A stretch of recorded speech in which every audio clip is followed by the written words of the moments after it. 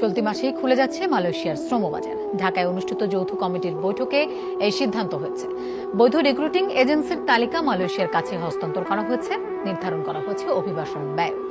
কর্মী নিয়োগে কোনো অনিয়ম করলে কঠোর ব্যবস্থা নেওয়ার হুঁশিয়ারি দিয়েছেন প্রবাসী কল্যাণমন্ত্রী।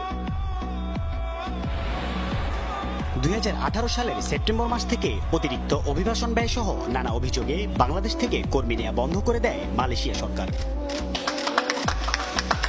এরপর নানা দেন দরবার ও আলোচনা শেষে আবারও মালয়েশিয়ার শ্রমবাজার উন্মুক্ত হতে যাচ্ছে।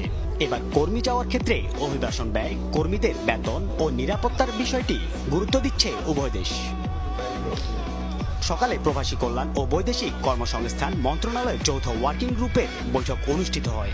বৈঠকে চলতি মাসেই মালয়েশিয়াতে কর্মী পাঠানোর সিদ্ধান্ত হয়েছে। অভিবাসন খরচ 1,60,000 টাকার নিচে হওয়ার আভাস দিয়েছেন প্রবাসী কল্যাণমন্ত্রী। অতি সত্তর definitely within the month of June মাসের ভিতরে আমরা কিন্তু মালয়েশিয়াতে মানুষ পাঠানোর ব্যবস্থা করে নেব।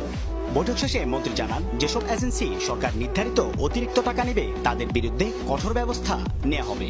যদি কোনো এজেন্সি বা কোনো এমপ্লয়ার এই আইনটাকে ভঙ্গ যদি করে, ওটার উপরে আইনি ব্যবস্থা ওনারা নেবে। এর বাইরে যদি কোনো এজেন্সি এখানেও যদি বাইরে কোনো কাজ করতে যায় বা কোনো ফিস নিতে যায়, আমরাও কিন্তু একই হিসাবে অ্যাকশন যা নেওয়ার আছে আমরা চেষ্টা করব ধরে অ্যাকশন নিতে। আগামী 5 বছরে 5 লাখ শ্রমিক নেবে মালয়েশিয়া সরকার, যেখানে তাদের সর্বনিম্ন বেতন হবে 1520 রিঙ্গিত। আর কতগুলো রিক্রুটিং এজেন্সি কাজ করবে তা নিয়োগদাতা দেশ নির্ধারণ করবে। ওটা তো 5 বছরের কথা বলছে, 5 লাখ, বুঝছেন না?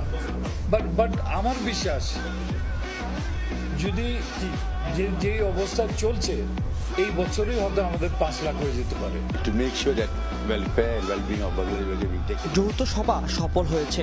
আমরা জিরো মাইগ্রেশন নিয়ে কাজ করছি। এমইউতে এ ব্যাপারে বিস্তারিত লেখা আছে। তা যাতে নিশ্চিত হয় সেজন্য ব্যবস্থা নেওয়া হবে।